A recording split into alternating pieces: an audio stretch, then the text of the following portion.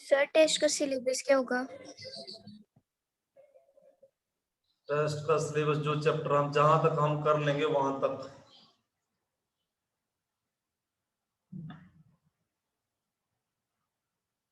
ठीक है।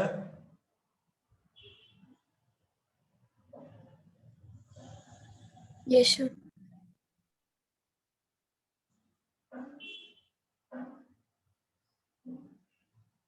So today's topic is friction. Friction आपने पहले भी सुना है, पढ़ा होगा थोड़ा बहुत कुछ फ्रिक्शन क्या है, लेकिन डिटेल स्टडी करेंगे 11th स्टैंडर्ड में।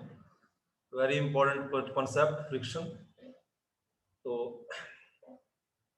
फ्रिक्शन, वी नीड फ्रिक्शन, हमें फ्रिक्शन की जरूरत भी होती है, फ्रिक्शन से एनर्जी लॉसेस भी होते हैं। व्हीकल्स रोड पे चलते हैं तो टायर्स को कट लगे होते हैं, थोड़े थोड़े फ्रिक्शन की हमें जरूरत पड़ती है वहां पे, राइट। फ्रिक्शन से मैकेनिकल एनर्जी जो है वेस्ट होती है in the form of heat. ये आगे पढ़ेंगे इस चैप्टर में, बहुत सी इंटरेस्टेड बातें हैं इस चैप्टर में। जैसे फ्रिक्शन का यूज जब गाड़ी टर्न करती है रोड पे, when the vehicle takes a turn on a curved path, then what is the role of the friction? When a cyclist bends during turn on a road, then what is the role of the friction? So first of all, let us understand what is friction. So friction का definition लिखा है मैंने। Friction is an opposing force which exists between two surfaces when one surface slides or tend to slide over another surface. It is denoted by small f. तो पहले, इससे पहले ये तो डेफिनेशन है। बोला फ्रिक्शन एक अपोजिंग फोर्स है जब एक सरफेस दूसरे सरफेस के ऊपर स्लाइड करता है या टेंड टू स्लाइड करता है। तो what is the cause of friction? का कारण क्या है? Molecular attraction is the between the two surface. एक सरफेस मैंने ये ले लिया, इसके ऊपर आपने, जैसे ये बोर्ड है, ये मान लो ये बोर्ड है, राइट राइट, और ये हमारे पास डस्टर है। तो डस्टर से जब हम बोर्ड साफ करते हैं, राइट, तो मॉलिक्यूलर अट्रैक्शन है दोनों सरफेस के मॉलिक्यूल के बीच में, या फिर ये सरफेस के ऊपर ये सरफेस ले लें, इसके इन दोनों के बीच में मॉलिक्यूलर अट्रैक्शन है। Molecular attraction is the cause of friction. Molecular greater is the molecular attraction, more will be the friction, right. So friction को तीन कैटेगरी में डिवाइड किया गया है: static friction, limiting friction, kinetic friction. Static friction, suppose that this is A horizontal surface, this is A table मान लेते हैं। एक टेबल के ऊपर ये ब्लॉक पड़ा हुआ है जिसका मास m है। अब इसका वेट जो है vertically downward, weight is vertically downward and normal reaction is always perpendicular. Normal reaction जो है ऐसे नहीं होगा, ऐसे नहीं होगा। नॉर्मल रिएक्शन कैसे रहेगा? ऐसे नहीं होगा। नॉर्मल रिएक्शन ऐसे ही रहेगा। नॉर्मल रिएक्शन, ये normal reaction, normal reaction, this is normal force, not normal, this ये भी फोर्स ही है। आपने you have applied a force F in this direction, applied force आपने एफ अप्लाई की इन दिस डायरेक्शन। सपोज करो आपने इतनी फोर्स नहीं लगाई कि ये ब्लॉक मूव कर जाए। तो ब्लॉक मूव क्यों नहीं किया? क्योंकि आपने ये जो अप्लाइड फोर्स है इसने ओवरकम नहीं किया फ्रिक्शन की फोर्स को। फ्रिक्शन की फोर्स है क्या? देखो, ये सरफेस, ये ब्लॉक और ये अप्लाइड फोर्स। तो फ्रिक्शन फोर्स ये बैकवर्ड टेंजेंशियल फोर्स जो लग रही है पीछे की तरफ, ये this is the friction force. इसको tangential force exist between two surface. कब? व्हेन टू सरफेस जो है, when one surface tend to slide over the another surface. ये मैंने अप्लाइड फोर्स लगाई, तो अपने आप self adjusting force friction backward direction में आएगी। लेकिन मैंने बोला अभी अप्लाइड फोर्स जो है is less than frictional force. ये दोनों फोर्स आपस में अपोजिट है। इनकी ये फोर्स की डायरेक्शन इधर है और फ्रिक्शन फोर्स बैकवर्ड डायरेक्शन में है। Applied force is less than the frictional force. इनके बीच में जो फ्रिक्शन होगा दैट इज नोन एज, उसको क्या बोलेंगे? Static friction. स्टैटिक वर्ड का मतलब होता है रेस्ट। स्टैटिक का मतलब रेस्ट। जब ऑब्जेक्ट जो है एक रेस्ट पे है तो that is known as static friction. Understand? Reply कीजिए बेटा, what is static friction? Yes sir. Mute yourself. उसके बाद लिमिटिंग फ्रिक्शन। तो लिमिटिंग फ्रिक्शन से पहले मैं काइनेटिक फ्रिक्शन। जब आपने फोर्स इतनी लगा दी, सपोज करो आपने अब फोर्स लगा दी f is greater than frictional force, तो ऑब्जेक्ट इसने ब्लॉक ने मूव करना स्टार्ट कर दिया, और मूव करना स्टार्ट कर दिया उसके तब जो है दोनों सरफेस के बीच में जो फ्रिक्शन होगा बैकवर्ड डायरेक्शन में, वो जो है उस फ्रिक्शन को नाम दिया जाएगा kinetic friction. Kinetic friction F के से लिखेंगे काइनेटिक फ्रिक्शन, लिमिटिंग फ्रिक्शन को एफ एल से लिखेंगे और स्टैटिक फ्रिक्शन को एफ एस से लिखेंगे, राइट। तो लिमिटिंग फ्रिक्शन जो है, अब लिमिट, जब आपने ये suppose that this is A block, this is A table, this is A block, और आपने फोर्स लगाया ये, राइट। जब इसने चलना शुरू नहीं किया था, ब्लॉक ने मूव करना शुरू नहीं किया था, उस टाइम आपको जो फोर्स लगानी पड़ी वो मैक्सिमम लगानी पड़ी, मैक्सिमम फोर्स जो है आपको मैक्सिमम लगानी पड़ी। जब इसने मूव करना शुरू कर दिया, जब ये चल रहा है, तो उसके बाद जब ये फोर्स लगाई, इस फोर्स के बिल्कुल अपोजिट होता है फ्रिक्शन फोर्स, राइट। चलने के बाद जो फ्रिक्शन होगा वो काइनेटिक फ्रिक्शन होगा, kinetic friction, right. Kinetic friction ऐसा माना जाता है कि, और काइनेटिक फ्रिक्शन इज, जो ये kinetic less than limiting friction, limiting friction का वैल्यू ज्यादा होगा, राइट।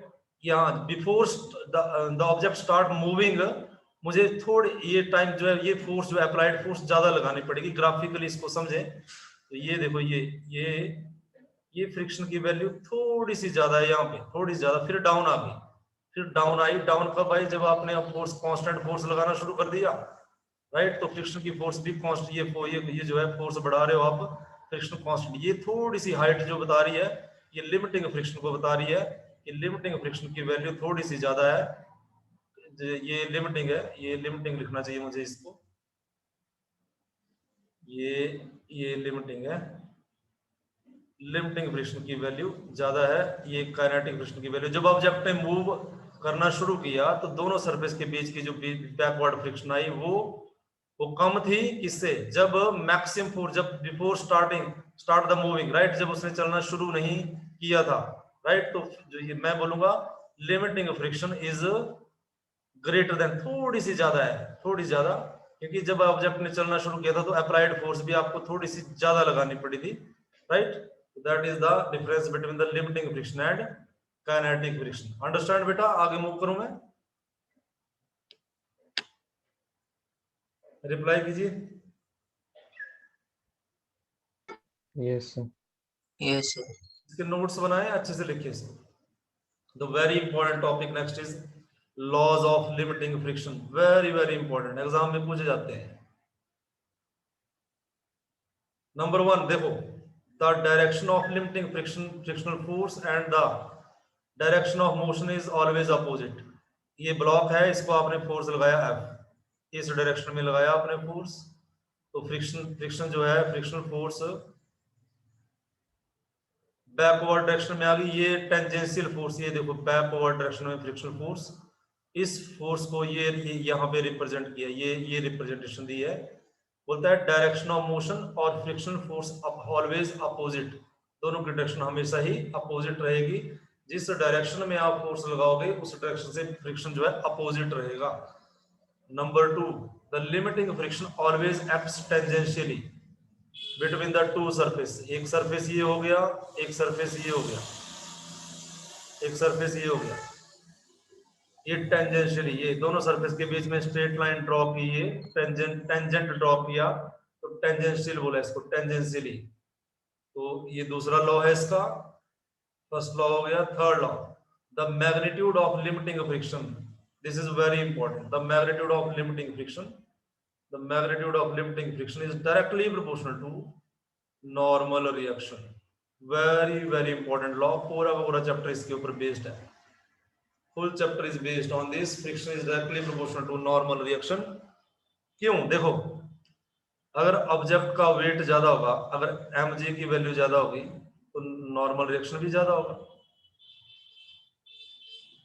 अगर mg ज्यादा होगा तो मुझे अप्लाइड फोर्स भी ज्यादा लगाना पड़ेगा। More is the weight, more will be the applied force, more will be the applied force,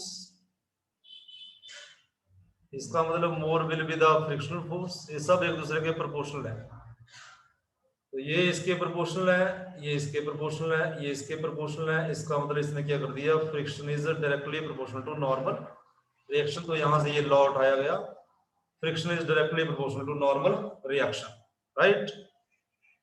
ये पॉइंट समझ में आ गया बेटा? रिप्लाई करो।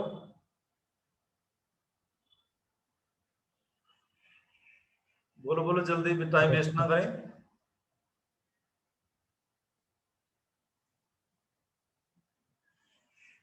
अब फ्रिक्शन ए प्रोपोर्शनलिटी साइन को हटाएंगे, इज इक्वल टू कांस्टेंट आएगा, वेरी वेरी इंपॉर्टेंट कांस्टेंट, इसी के ऊपर चैप्टर बेस्ड है। F is equal to mu are,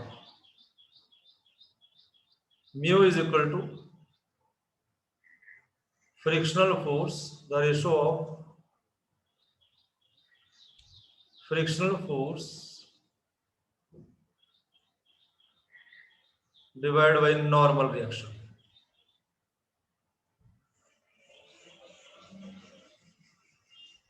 normal reaction, इसके इसको बोलते हैं coefficient of limiting friction.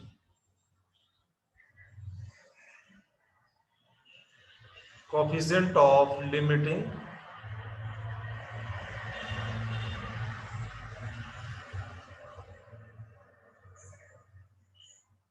Friction. No unit, इसके नाम, इसको देखो, ये भी फोर्स है, ये भी फोर्स है, force divide by force, no dimension, no unit, right. तो ये हमारा थर्ड लॉ हो गया, very important law. Force of friction is directly proportional to normal reaction, very very important law, इसको पढ़ें। Now next law is the limiting friction is independent of friction is depend on the nature of the material. Nature की बात की है, nature कैसे?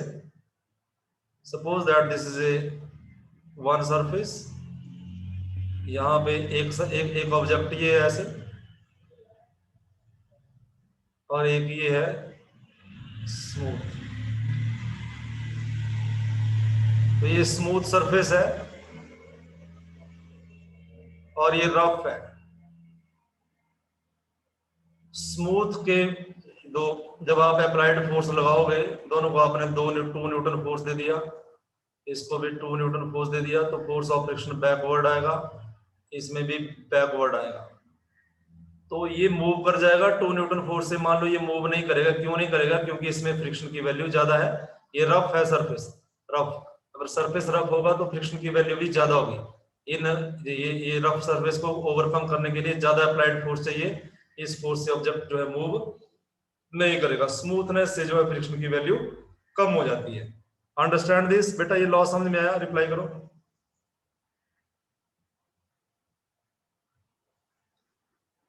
Reply कीजिए, नहीं तो मैं नेम से बोलूंगा फिर। Yes.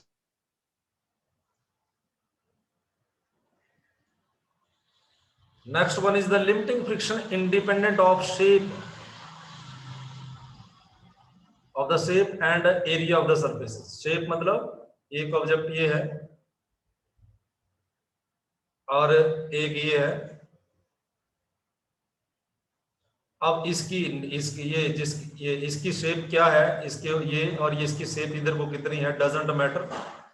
हम सिर्फ इसी पार्ट से डील करेंगे जो कांटेक्ट में है, कांटेक्ट सरफेस की बात करेंगे हम, राइट। इसकी शेप और इसकी शेप से कोई फर्क नहीं पड़ता। The limiting friction is independent है किससे? शेप से। एरिया कितना है दोनों सरफेस का, एरिया, ये एरिया कितना है दोनों सरफेस का, या इसका एरिया छोटा है लार्ज, हम सिर्फ कांटेक्ट फोर्सेस की में ही डिस्कस करेंगे। ओके बेटा,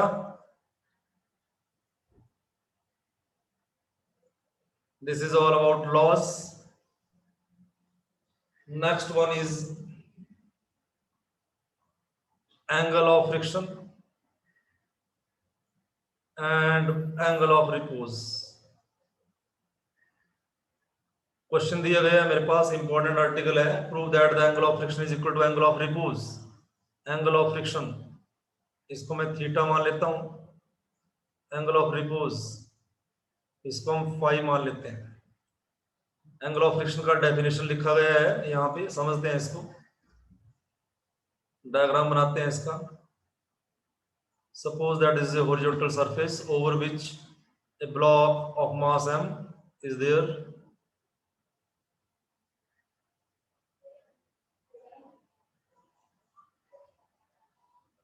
This is a block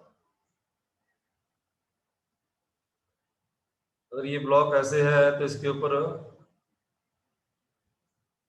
ये इसका वेट वर्टिकली डाउनवर्ड इस तरह से फोर्सेस लगेंगी।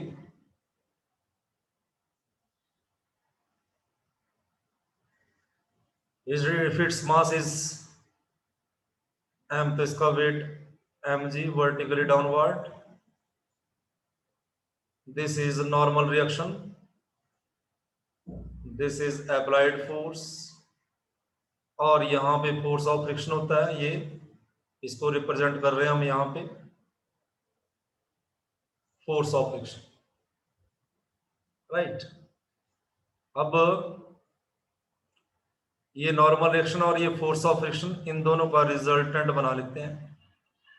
ये मैंने बना लिया, इस पॉइंट को मान लेते हैं O A B C. Normal reaction और फ्रिक्शनल फोर्स का रिजल्टेंट ये हुआ।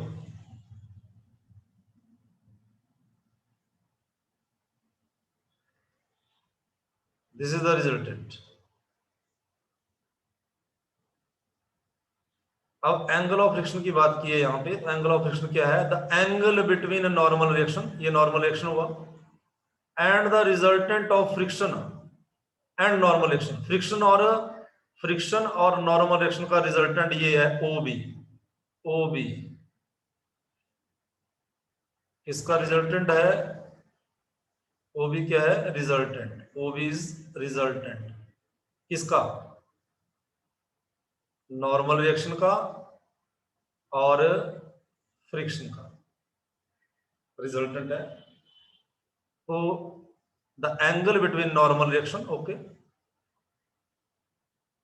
एंड द रिजल्टेंट, इसको बोला गया एंगल ऑफ फ्रिक्शन। अंडरस्टैंड बेटा? समझ में आ गया ये क्या डेफिनेशन है इसकी? Okay. Yes. I know that force of friction is directly proportional to normal reaction. So F is equal to mu r, अभी हमने पढ़ा, which implies mu is equal to F divided by R. Equation number 1. अब हम ये triangle है, from triangle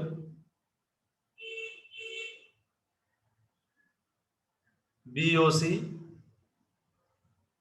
इस triangle से tangent theta निकालेंगे। Tangent theta is equal to perpendicular divide by base. So tangent theta, यहां पे परपेंडिकुलर क्या है बेटा? What is perpendicular here?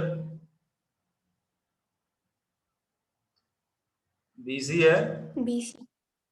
Base OC है। BC साइड, अगर OA साइड फ्रिक्शन के बराबर है तो BC साइड भी फ्रिक्शन है। Is a friction. OC side normal reaction को रिप्रेजेंट कर रही है, नॉर्मल रिएक्शन, राइट। अभी question number 1, F by R is equal to mu, F by R is equal to mu. तो मेरे पास यहां से थीटा आ जाएगा टेंजेंट इनवर्स म्यू। ये मैंने एक्सप्रेशन डिराइव कर दिया एंगल ऑफ फ्रिक्शन के लिए। Angle of friction is equal to tangent inverse of the coefficient of limiting friction. This is all about angle of friction, right. Angle of friction की बात हम तब करते हैं जब हॉरिजॉन्टल सरफेस है, एक हॉरिजॉन्टल सरफेस पे ऑब्जेक्ट जो है स्लाइड करता है, राइट। स्लाइड करता है, ये slide, this is a slide, ये स्लाइड कर रहा है इस डायरेक्शन में, एक्सेलेरेशन है इसका। अब अगर इनक्लाइंड प्लेन ले लें, ये इनक्लाइंड है, इनक्लाइंड मतलब ये horizontal, this is a horizontal, this is inclined. कहने का मतलब ये इनक्लाइंड प्लेन इसके साथ एंगल बना रहा है theta. Let us understand this in the detail.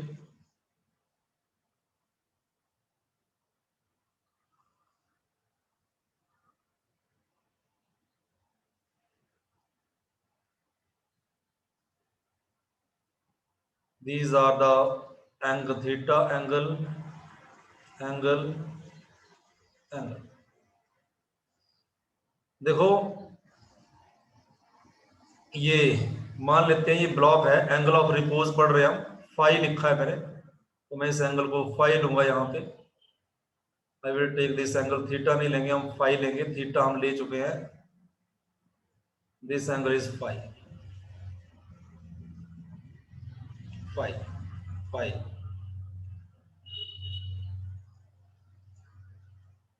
जब ऐसी सिचुएशन हो और फोर्स लग रही है, अप्लाइड फोर्स इसके ऊपर, ये डाउन स्लाइड कर रहा है, this is the force F. तो जब ये ब्लॉक जो है डाउनवर्ड मूव करेगा, स्लाइड करेगा, then it is under the action of how many forces? Listen very carefully. It's if it's mass is m, इसका मास अगर m है तो इसका वेट जो है वर्टिकली डाउनवर्ड ही रहेगा, mg, वर्टिकली डाउनवर्ड mg। अभी मैंने आपको बताया नॉर्मल रिएक्शन, नॉर्मल रिएक्शन कैसे रहेगा बेटा? नॉर्मल रिएक्शन ऐसे रहेगा, नहीं रहेगा, इस सरफेस के परपेंडिकुलर, ये normal reaction perpendicular to the surface. अब नॉर्मल रिएक्शन को क्या चीज बैलेंस कर रही है? ये जो मैंने डाउनवर्ड डायग्राम्स बनाई है, ये चीज बताने के लिए, अगर ये वाला एंगल फाई है तो ये वाला एंगल भी फाई है, फाई। देखो अगर मैं इनक्लाइंड ये एंगल बढ़ा दूं, फाई एंगल बढ़ाऊं, तो सिचुएशन क्या बनेगी?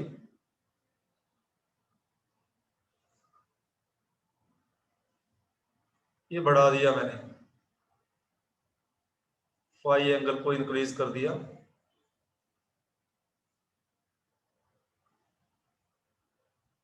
तो देखिए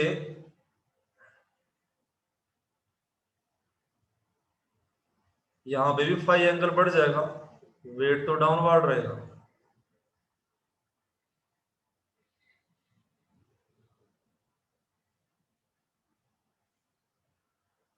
नॉर्मल रिएक्शन mg, ये एंगल फाई, ये एंगल फाई इंक्लाइंड के साथ, तो ये वाला एंगल भी फाई, और ये वाला एंगल फाई आपने बढ़ाया तो ये वाला यहाँ पे भी फाई बढ़ गया, राइट। तो अगर डायरेक्ट आप इसको ऐसे ही कर दो, ऐसे, तो डाउन आ जाएगा ब्लॉक, फिर ये 90 डिग्री हो जाएगा फाई।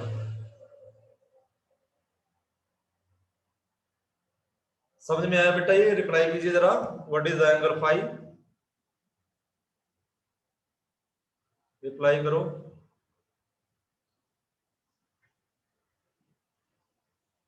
बोलो बोलो जल्दी।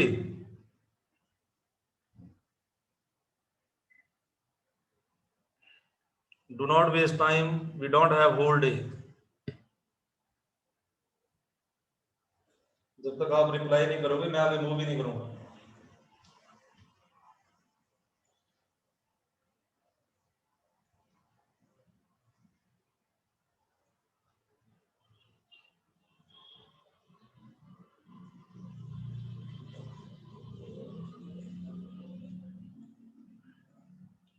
अखिलेश चौहान क्लास में हो? Yes sir.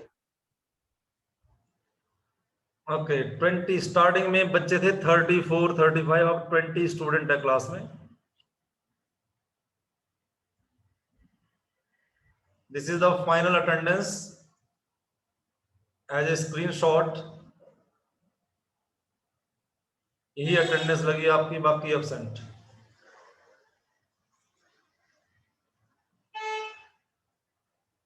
नाउ ये अप्लाइड फोर्स है, applied force in the downward direction,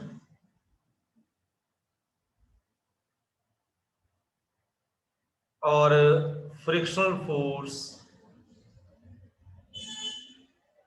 in the backward direction. Yes, ये फ्रिक्शनल फोर्स,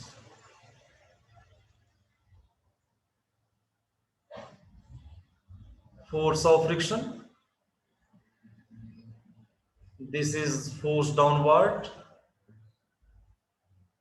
mg को कंपोनेंट में रिजॉल्व करेंगे, mg को कंपोनेंट में रिजॉल्व कर लेंगे। अब along phi side the component of mg is mg cosine phi, और इसका परपेंडिकुलर कंपोनेंट इधर बना mg sin phi। when this mass slides down, तो मेरे पास the object is under the action of how many forces, ये आप book पे लिखोगे जब नोट्स बनाओगे। Number one force of friction, complete लिखोगे force of friction. Number two आप ये लिखोगे it's weight W is equal to mg vertically down. Number 3 force इस पे जो लग रही है that is R is equal to normal reaction. Number 4 जो फोर्स लग रही है इसके ऊपर, कंपोनेंट है ये mg कोसाइन फाई और mg साइन फाई, रिजॉल्व किया। अब जो है यहां से from diagram mg cosine phi को बैलेंस कर रही है फोर्स नॉर्मल रिएक्शन, और mg साइन फाई को फोर्स जो है बैलेंस कर रही है that is frictional force. I will write mg sine phi is equal to frictional force, और mg cosine phi is equal to mg cosine phi is equal to normal reaction. ये question number 1, ये question number 7। Divide both the equations, mg से mg cut हो जाएगा, sine phi divide by cosine phi is equal to tangent phi, f divide by r is equal to coefficient of limiting friction mu, so which implies phi is equal to tangent inverse mu। ये phi का expression आ गया। Angle of friction मेरे पास theta आया था tan inverse mu, और angle of repose मेरे पास कितना आ गया, theta is equal to tan inverse mu. It means phi angle of repose is equal to angle of friction, both the angles are equal. Angle of friction, angle of repose किसके बीच में एंगल है, it is the angle between inclined plane and horizontal. The angle between inclined plane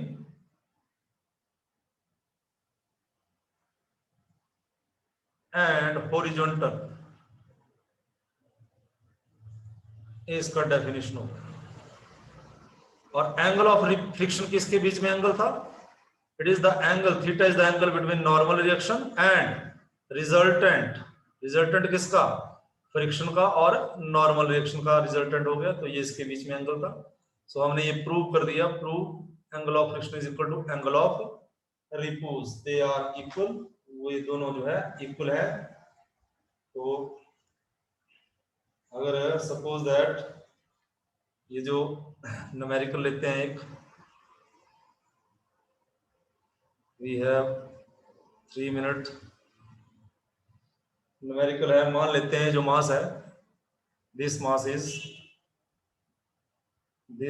is 2 kg।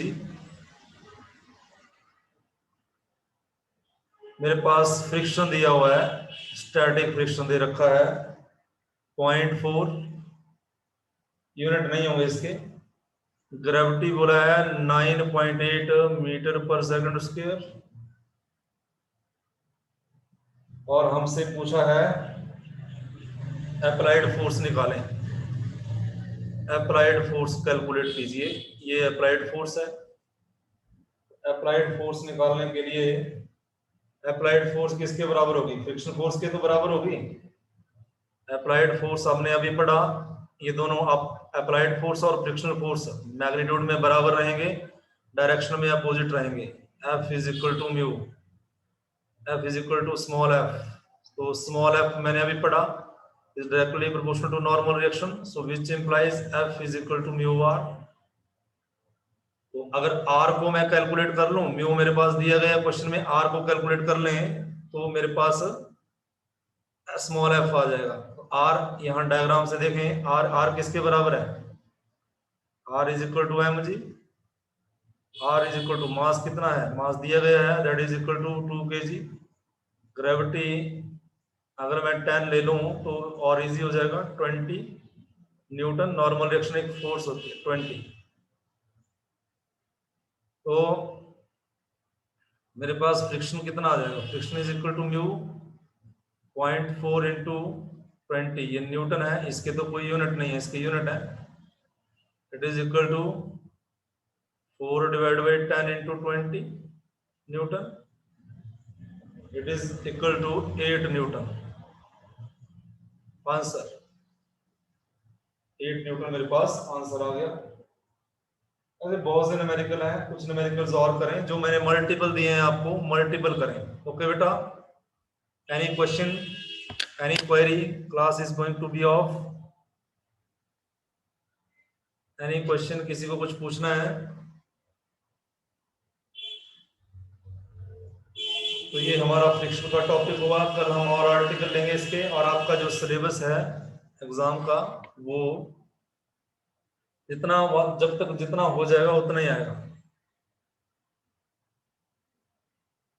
तो पढ़ें। That's all, have a nice day.